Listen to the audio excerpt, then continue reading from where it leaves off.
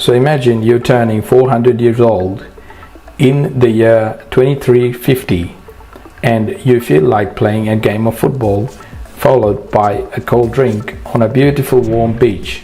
But hang on, did I say 400 years old? You're absolutely right, I did.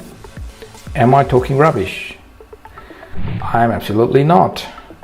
Hello and welcome to this video, and welcome to my channel where I will take you on a journey of human defying the ultimate enemy of mankind, death. Did you know that right now there is a nanobot technology that can be entered into your bloodstream for targeted medical delivery? And what about the technological advancement which can mimic your thoughts, expressions and voice? Another you, a better version of you. According to a renowned futurist named Ray Kurzweil, immortality may be possible as early as 7 years from now. Scientists are naturally skeptical about Ray's views about immortality, but technological advancement may prove scientists wrong. So who is this guy Ray Kurzweil, and why you should care about what he has to say? I'm an inventor when I was 5, bring back broken bicycles and radios. This was an era where you would allow a 5-year-old to roam through the neighborhood and do this. And I had this idea, if I could just figure out how to put all these things together, I could solve any problem. So I wrote a program that could recognize the patterns in melodies from famous composers and write original music.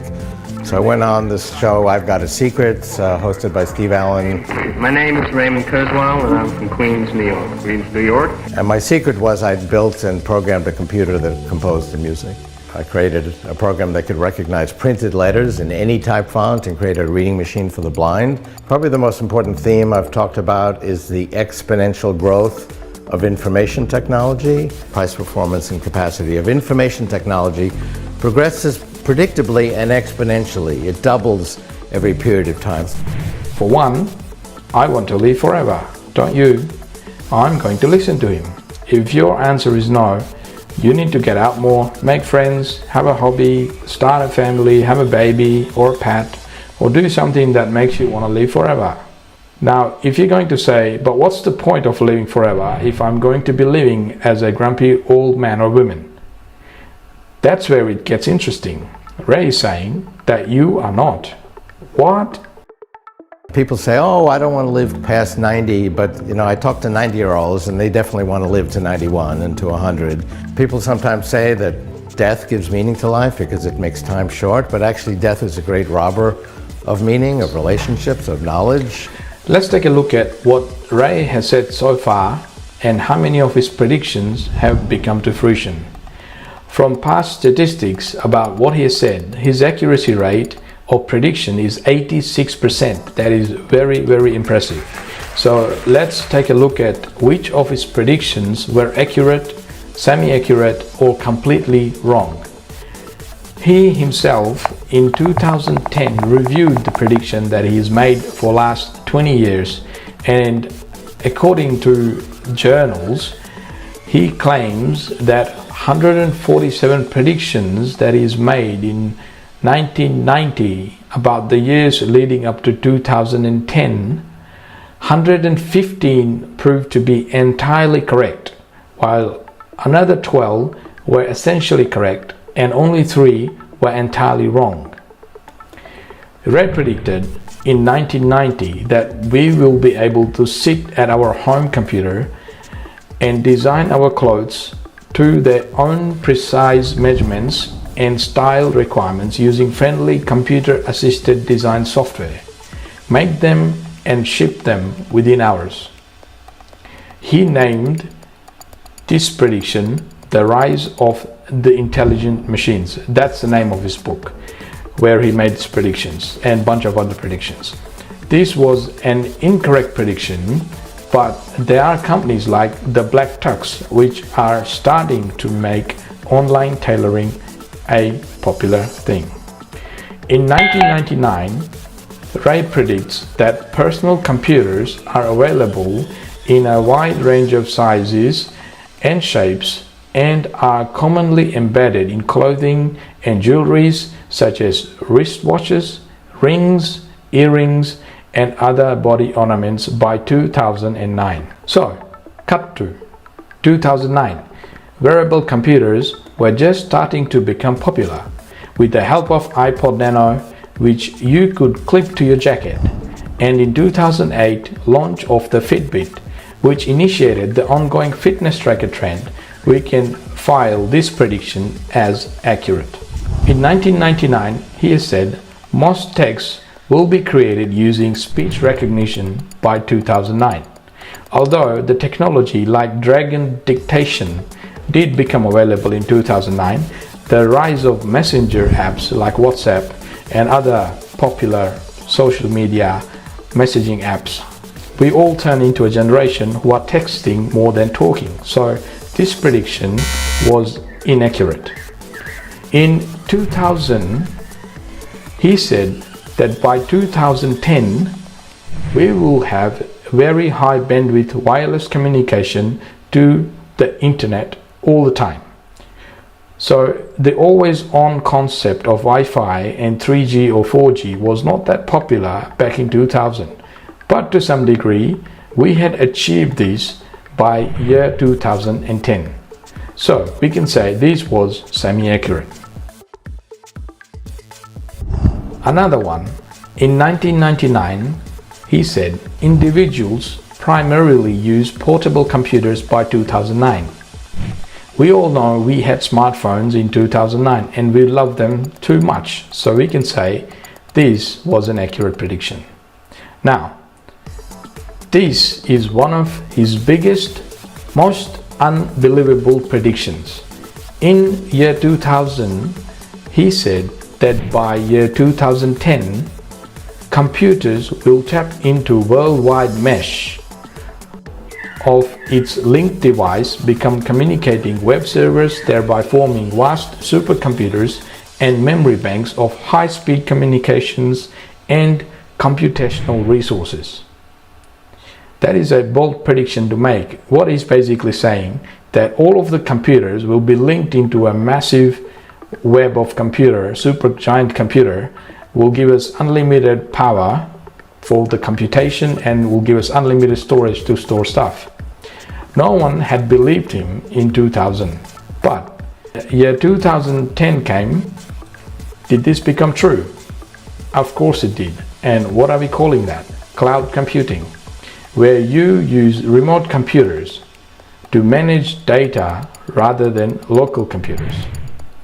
This was coming into its own by 2010. One case study found that Amazon Web Services, a service used by companies to outsource their data processing, was founded in 2006, and by 2010 it had made 500 million in the revenue. So you can see a lot of what he said has become true. And what is he saying now? That again, the next 25 years, we'll have computers the size of blood cells, the little robotic devices that can go through our bloodstream, its capability thousands or millions fold by connecting to the cloud. That's a 2030 scenario. We've been expanding our life expectancy for thousands of years. It was 19 1,000 years ago, it's 37 in 1800. We're going to get to a point 10, 15 years from now where we're adding more time than is going by to our remaining life. We're going to be able to overcome disease and aging. Most of our thinking will be non-biological. That'll be backed up. So if part of it gets wiped away, you can recreate it, and we'll be able to extend our lives indefinitely. I'd rather use that word than forever. My name is Ray Kurzweil, and this is my brief but spectacular take on our exponential future. This means if he is right, you will only need to live until the year 2030 to live forever. So how does he think that we are planning to achieve this? He's saying that by the rapid rise of artificial intelligence, what will make it happen? Ray believes that our technological and medical progress will grow to the point that robotics, he dubs them as nanobots, will work to repair our bodies at the cellular level, turning disease and aging around thanks to the continual work of robotics know-how and then voila, immortality. He's predicting that we will see nanobots flowing through our bloodstream by year 2030, making repairs and linking our brains up to the cloud. When this happens, we will be able to send videos directly from our brains, as well as backing up our memories and retrieving them when we need them. He also gives an example to say, if I want to access 10,000 computers for 2 seconds, I will be able to do that wirelessly. And the computational power will multiply itself in the cloud 10,000-fold. That's what we're going to do to our neocortex. So he's saying that if you're walking along and you see some famous comedy producer like Larry Page coming towards you, and you want to say something really clever, but you only have 300 million modules in your neocortex, that may not work. You may need an access to 1 billion or 2 billion within fraction of 2 seconds. You will be able to do that in the cloud, making you super intelligent being that no one has actually ever seen before. Another thing he's saying, that the nanobots have been used to deliver drug payload into brain for tumors, but without significant advances over the next few years, it'll be difficult to see how we could reach that point within 7 years.